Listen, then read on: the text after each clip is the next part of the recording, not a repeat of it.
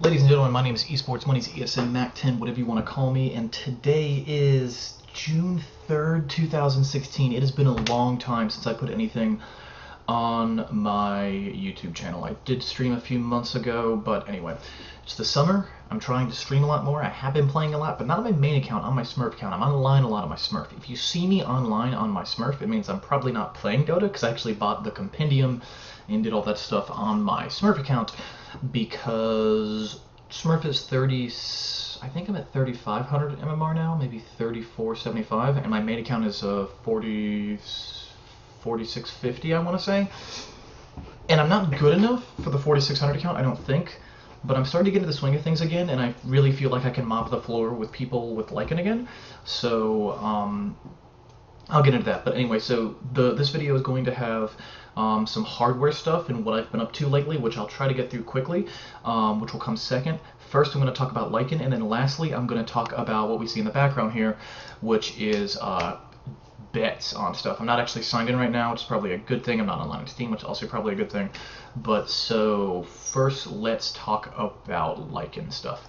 So Lycan's really, really good again. I might make an updated guide that's relatively detailed. It won't be as detailed as my original guide from 2014 because I'm not jungling him as much anymore. The role of him in the jungle has changed a lot. Well, not the role of him, but the way you play him in the jungle has changed a lot because you sort of bounce around between doing things. And you are now a main source of damage, whereas before you were the hero was the tank and the wolves did all the damage. Now the wolves do less damage. You get to summon them an extra time because of the changes to starting it with 6.87. And you also, the Iron Talent, you do so much damage. So the role of the hero has changed a lot in the jungle, and you have to play him a little bit differently. And I've started taking to lane a lot, and not worrying so much about item times as so much as what I'm doing in the game and what the progress of the game is. So that's a little bit different than how I used to play him. I used to judge the progress of the game by what my item timings were. Now I judge it by how the enemy looks compared to me, what the kill score. I judge it by a lot of things comparatively. There were games where I watched really, really good Lycan players like Artesia, I think is the best Lycan in the world still, and I'd watch him play and I would go, you know, he's good, but he could have had this item like 3 minutes ago. I can get that item in a similar situation 3 minutes earlier, but he's getting a lot more done for his team. That doesn't necessarily mean fighting, but it could mean split pushing earlier on. Getting those tier 1s down, especially as early as possible, is a big deal because if you still have a tier 1 left, you could get into a situation where you want to push tier 1 and tier 2, but you don't have the glyph. I don't want to talk too much more about this, but I am going to be streaming spamming Lycan games. I think I could probably, like in a week, I could probably bump that like account up to 4K, maybe less than that. I'm away from my computer for like 4 or 5 days at a time, and then I'm back on my computer for 4 or 5 days at a time because I'm doing different contracting works in construction right now. I'm an experimental psychology graduate student, but I don't have anything over the summer. I like not to do that because I think it's more beneficial for me to be doing construction and doing streaming. So I'm going to be streaming a lot. Well, not a lot, but a lot more than you've seen me, multiple days a week for multiple hours of just spamming Lycan games. Because again, the hero is good again, and there's a lot of reasons for that. Mostly because you can ban Axe, but again, I will get into that in a different video. But so, hardware. So, for those of you that have been watching me for years and years and years and years and years, you might remember when I bought these two guys. This is the twin, just the fans removed. This is a Radeon 7950. Let me see how I look right now. This is a Radeon 7950 with aftermarket cooling connected. It says 79. It says it's a 7970, but it's compatible with either card. And this cooling was great, except as you might imagine, like, it sagged. You can kind of see it sagging now, ever so slightly, but it sags. And what that means is that I would actually have to stick a zip tie through here and zip tie it to where my my CD drive goes in order to get it to hold level. And when it did, the performance was insane and it was dead silent. But this sort of jury-rigged, and you can kind of see, like, the plate is bent.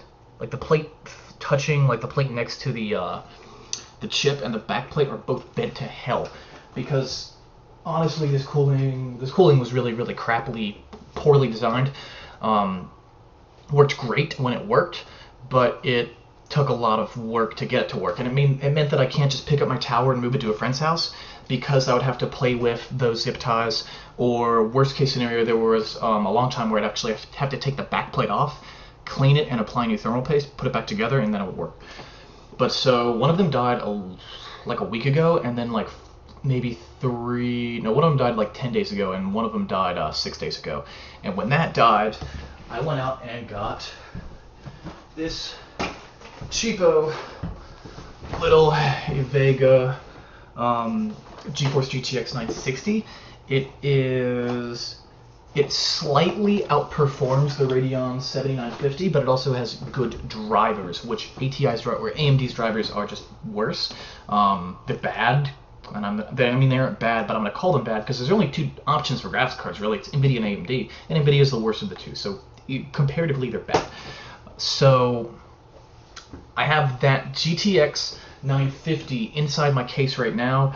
Thought about showing you guys it, but it seems like kind of a waste of time. I'm gonna take it back and get a refund for that, and buy a 1070 the day the 1070 comes out. And I do want a lighter graphics cards for my secondary computer, so I'm probably going to buy an RX 480 by AMD. You'll be able to get an 8 gig DDR or GDDR5 card for like $230. So look into the RX 480 if you want a super powered card that is relatively cheap, and if you want to spend like $380 for an aftermarket for an OEM version, or $450 for the Founders Edition, to go ahead and buy the GTX 1070. It performs about the same as the Titan does. Titan's a $1,000 card.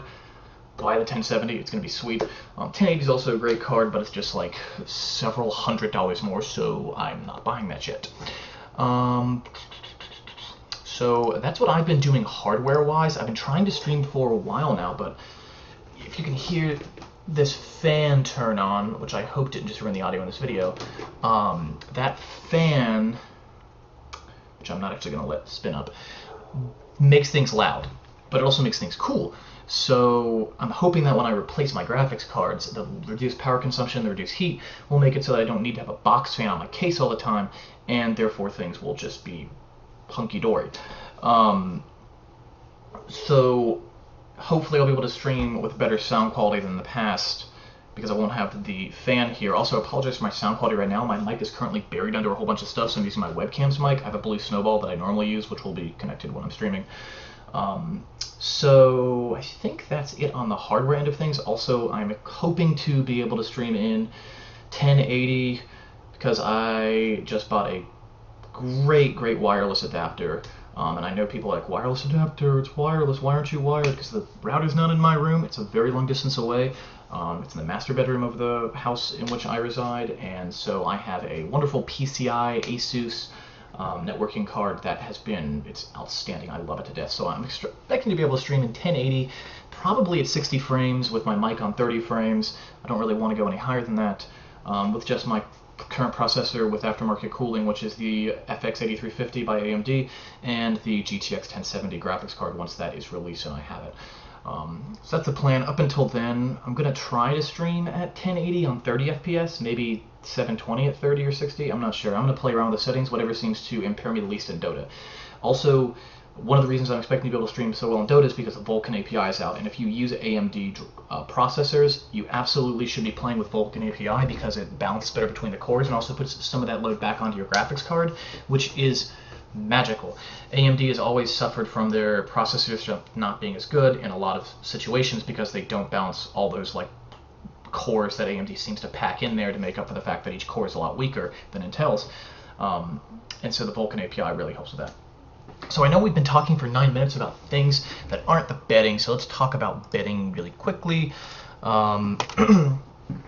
These are my predictions. I'm not signing, do not hold me accountable for these, but just based on previous performance around the majors especially and around TI, you're going to see a lot of bets that are really fucking bad. And this Liquid versus Alliance bet is an example of a situation that's really fucking stupid. You should bet on Alliance. You should maybe bet. I mean, whenever I see something this skewed, I'd say bet small. But Alliance is one of the best teams in the world, and always is. Like they're not. They're always a team that can do well, and Liquid's good, but. And Liquid, I would say, like, currently, Liquid is slightly ahead, but I'd say this is like a 60-40, 55-45. This is a tight fit. Put something on Alliance. Fnatic versus VGR. Again, VGR, slight underdog here. I think Fnatic will win. If you're going to bet on this one, which I may not, bet small on VGR. Bet small on VGR. MVP Phoenix versus LGD. LGD is a powerhouse, always is. They've been looking pretty decent lately, but MVP Phoenix, well, in the last 3-4 months, has been looking solid. In fact, I think that MVP Phoenix should be favored over LGD, I think, but I'm also not 100% on LGD's current performance. So if you're going to bet, I would say bet small on MVP Phoenix. The only one that I would say you should absolutely bet on is bet small on Alliance here, maybe even bet medium on Alliance here, because this is, if you really want to gamble, bet medium, otherwise bet small, something you can part with, because you'll probably, I think Alliance can beat Liquid. I think this is something that can actually happen relatively easily. EG versus Manitsky, I will be absolutely shocked if EG doesn't like completely stomp Manetsky. Normally when I see something that's 83-17, I will throw some trash item I don't care about on the 17 and get a rare. I'm not even sure if I will this time because Manetsky isn't that good, and EG just like these are actually relatively good odds. In fact, I might even put it slightly higher in EG's favor. I just think there are people betting on Manetsky because it's a good opportunity to win some like easy rares. So I'm not entirely sure how I feel about betting on Manetsky here. Again, I typically bet on the super underdog unless I think they have no chance of winning, and I almost think that Manetsky has no chance of winning on EG, just because EG is, I mean, their performance lately has been kind of shambly, but Manetsky is like the team that like. Going into this major, Manetsky is the team that you expect to get nothing done. And just to clarify with you guys, I have been watching most major events. Like I watched the Dota Pit, I watched the last major, I watched the major before that. I listen to Dota podcasts like all the time, constantly. Like when I'm out like doing construction work all day, I'm listening to like 5 to 10 hours of Dota podcasts. The Defense of the Patience Network, patience as in like you're waiting patiently, patience. And Coffee with Toffees are great podcasts to listen to. Also listen to some more general esports podcasts, but they haven't been being produced lately. I have no idea what this is, but I'd probably bet on F5 just because they're tiny. Flipside Tactics. The guy that runs Flipside or owns Flipside actually does a podcast, or at least he used to. I think it's like Daily Dota or some shit. I haven't listened to it in a long time. But I'd probably, again, when you don't really know who's going to win and you see numbers these skewed, bet small on the small one. Well, Navi beat DC. Let me look at the results previously. So, Navi beat Secret. That is shocking. And they beat DC. Wow, a lot of upsets. Did Manetsky beat anyone? Wrong match.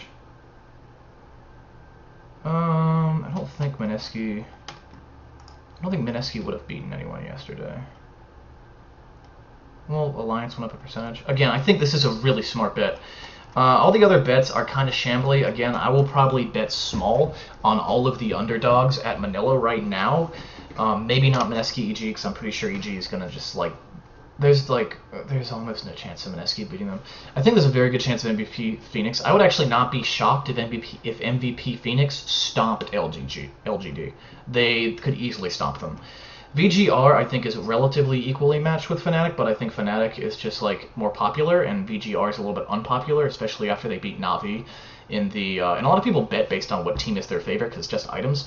And VGR is kind of a team that people don't like because they stomped Navi at Star Ladder. And it was the grand finals. They were the only Chinese team. They were sort of seen as like the foreigners that came in and like took everybody's money on Navi's like home turf. So I think there might be a little bit, but among people that bet, they might just be betting against VGR. And also Fnatic's also like one of the like. There's a few teams, like a few Chinese teams that are always kind of popular, or Chinese players that are always popular among Western players like myself. And Fnatic is one of those teams because they have a lot of really famous players. LGD has Aggressive and like Xiao 8 captaining it, so like LGD's got like a lot of clout to it, but MVP Phoenix is like, they're stupidly good. They're a team that everyone underestimates, and I'm not one of those people that are like, watch out for Korean overlords, because I don't know if that'll happen in Dota 2, because it never took hold in Korea, but I think MVP Phoenix is like one of those teams that could like win this whole thing, and I don't think LGD is a team that can win this whole thing.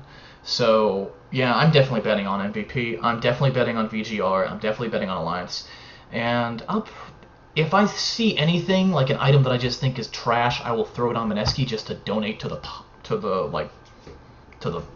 pot. But that's more of like, oh, like that's a Hail Mary. Like, that's not gonna happen. So I hope that the audio just didn't get ruined when I flipped the fan over here, because whenever I do that, it's connected to the same power strip, and I can hear my like speakers like flicker for a second, and I hope that just didn't like cause some sort of charge that ruined my microphone. So thanks for watching this video. If you found this betting information helpful, then please feel free to subscribe. You can find me on Twitter at esportsmonies. My Steam account is at esportsmonies. Again, I will be streaming on twitch.tv/MacX10, MACKXTEN. Just a lot of Lycan, and I really feel like playing it's weird. It's like going back into 2014 playing MMR on my Smurf account. It's like going back and being like, well, this guy's obviously trash, and I'm having like 4 people like yell at me like, you're doing the wrong thing, and then I just like backdoor the ancient and win the game and it's over, and I'm like, oh, it feels so good to just like call everyone wrong and win. It's excellent. It really, I think it would be very entertaining to watch, and probably a little bit informative if you want to learn to play Lycan, because I'm not playing him. I always will like follow the wolves need no armor sort of mantra, but less so lately. Even though I just build the same, always build the same items as always, except for maybe the little bladestone thing. Alright, so anyway, thanks again for watching. Esports Money, ESM, Mac10, whatever you want to call me. See you later. Peace. Watch my Twitch.